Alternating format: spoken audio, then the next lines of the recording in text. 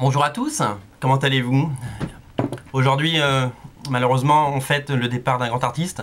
René nous a quittés, cette fois-ci la merguez est vraiment partie. Et le comics, et à la demande générale, nous allons parler des VF, la VF. Alors, qu'est-ce qu'on a de beau cette semaine? En fait, il y a plein de choses qui sortent parce que c'est la rentrée. C'est pas seulement la rentrée avec les bouquins d'Amélie Nothomb, c'est aussi la rentrée avec nos BD à nous, nos comics. On commence avec quoi? On commence avec ça. Ça, c'est Sleeper numéro 3. C'est chez Panini. Et c'est fait par monsieur Ed Brubaker, dont on parle souvent dans cette émission, et Sean Phillips. Vous les connaissez certainement. Vous les connaissez parce que vous lisez certainement ceci, Criminal chez Delcourt. Le tome 4 de Criminal sort la semaine prochaine, ou en 10 jours, une dizaine de jours. Je crois que c'est autour du 9 septembre. Donc ne ratez pas Criminal parce que c'est vraiment une tuerie absolue. Et aujourd'hui, on va parler de la sortie de la semaine qui est Sleeper. Sleeper, c'est une double série. Il y a eu 2 saisons de 12 épisodes. Ça n'a pas très bien marché aux États-Unis. Mais c'est édité en France. C'est vraiment bien que Panini sorte ça. Différent de ce qu'on peut voir. C'est vraiment... voilà, il y a toutes les bases de Criminal, sauf qu'on était sur de l'univers de super-héros. Et en plus, l'univers Wildstorm qu'on connaissait avec Wildcats, Gen 13 et toutes ces séries-là, lui, il en a fait un truc très noir, très dark. Et c'est brillamment écrit. C'est incroyablement bien dessiné, enfin faut aimer le style évidemment, si Sean Phillips ça ne plaît pas à tout le monde, prenez-les 1, 2, 3, c'est un comics qui devrait plaire aux Bretons, à tout le monde, aux Toulousains, va sortir que j'ai reçu cette semaine, le Next Men, vous avez vu le pavé? Et FX du même John Byrne. C'est la version noir et blanc, l'omnibus américain paru chez IDW qui est traduit. Il y a une petite histoire à propos de la traduction, c'est que je prenais ça, il y a 400 pages, ça se lit bien, ça coûte que 30 € finalement pour 400 pages. Vous avez vu que c'est quand même assez mastoc. C'est un classique, c'est sa vision génétique. Ça n'avait jamais été traduit en France, c'est une nouveauté. C'est vraiment incroyable, c'est le tome 1, il y en aura un deuxième.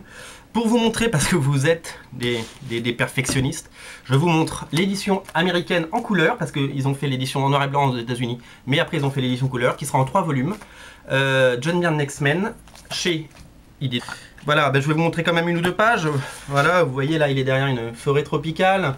Qu'est-ce qu'on a d'autre? Voilà, c'est du John Byrne en couleur, c'est du très bon John Byrne, c'est du hardcover ça. Donc on espère qu'un jour, on les aura en couleur et en hardcover en France aussi. Mais bon, on a le temps, on a attendu 15 ans pour les avoir, on peut attendre encore un tout petit peu. Mais en tout cas, voilà, je le reprends, il est là.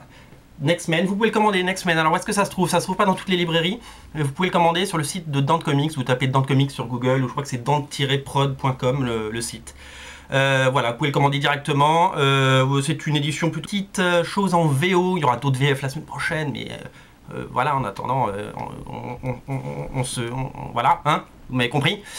La première, c'est j'ai reçu ça hier. Les années 90, il s'est passé un truc de malade mental. Rob Liefeld, il a été viré de chez Image, il a créé son studio qui s'est planté, et après, je ne sais pas comment, il a créé un studio de folie qui s'appelait Awesome Entertainment, où il avait Alan Moore, Ed McGuinness, Jeff Loeb, Ian Churchill sur The Coven.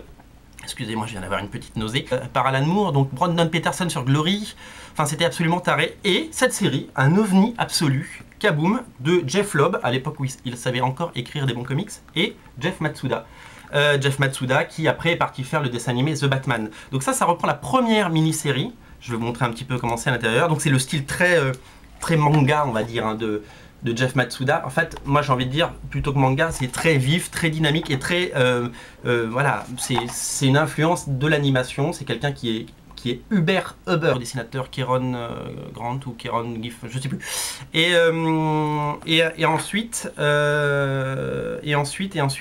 oui, il y a les specials, et puis il y a les variantes cover, et il y a des Ed McGuinness. En fait, il y avait 2 numéros spéciaux qui sont reproduits, c'est des 6 pages. Donc voilà, donc en tout, ça fait quoi? Ça fait 80 pages, mais c'est vraiment un truc... J'adorerais voir en français un jour, ce serait bien ça. Et donc voilà, ça existe en soft cover et en hard cover, donc en souple et en dur. Pas de figurines, mais on essaiera de mettre ça en place la prochaine fois. On m'a demandé est-ce que tu peux montrer tes figurines, est-ce que tu peux parler. On a le Travis Charest Sketchbook qui est sorti pour San Diego Comic Con parce qu'on m'a dit c'est bien qu'il y ait une rubrique Sketchbook. Donc il y a une rubrique Sketchbook pendant l'année. Voilà, on voit Padmé Amidala sur ce très beau visuel. Qu'est-ce qu'on a d'autre? On a plein de choses. Voilà, c'est vraiment regardez comme c'est beau. Les très beaux dessins de notre ami Travis Charest qui travaille pour Dargo, qui travaille pour Soleil et qui travaille pour Marvel. On n'a encore rien vu, mais a priori ça va arriver. Qu'est-ce qu'on peut dire là-dessus? C'est que ça c'est disponible en convention, mais qu'on a des boutiques en free. Ils ont aussi tous les sketchbooks de Humberto Ramos dont on a parlé la semaine dernière, Campbell, etc. etc. Et notre ami Fred de Comics Culture, vous pouvez aller sur le site comicsculture.fr. D'ailleurs, allez, petit scoop, l'émission de la semaine prochaine sera tournée là-bas. Des figurants, Cécile B2000 quoi. Qu'est-ce que... Oui voilà, Fred chez Comics Culture pardon, a reçu des sketchbooks. Il a celui-là, il a celui de Lénine Francis Yu. Donc passez dans sa boutique, c'est vraiment c'est rive droite, c'est pas trop loin en fait des autres boutiques. Allez-y et allez sur son site. Il a celui de Campbell, il a celui de Jim Lee, il a tous les sketchbooks. Voilà monsieur dame, je vais terminer mon café avant qu'il soit froid parce qu'on papote, mais c'est pas tout ça.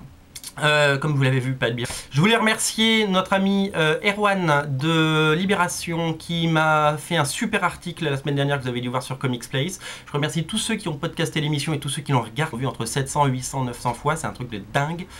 J'espère que ça vous plaît. Moi, ça me plaît de faire ça. Je vous souhaite un très bon week-end. Ouais, enfin non, c'est mercredi. Une bonne semaine, bonne fin de semaine. Allez, bonne fin de semaine.